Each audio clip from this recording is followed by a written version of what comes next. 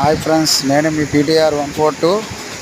ఈరోజు మరి మత్స్యకారులు చేపల వేటకి వెళ్ళే ముందు చాలా పైన ఇసుక దెబ్బల మీద వారు పడవను పెట్టుకుంటారు. మళ్ళీ యథాప్రకారంగా మళ్ళీ సముద్రంలో వేటకి వెళ్ళి వచ్చిన వెంటనే మళ్ళీ ఎందుకంటే నీటిలో పెడితే ఆ పడవ లోపలికి వెళ్ళిపోద్ది అనేసి కనీసం సుమారు వాటిని వాటర్కి కొంత దూరం పైన ఆ బోట్ని పెడతారు. మరి అలా పెట్టాలంటే వీరు ఎలా కష్టపడుతున్నారో ఈ వీడియోలో చూడండి.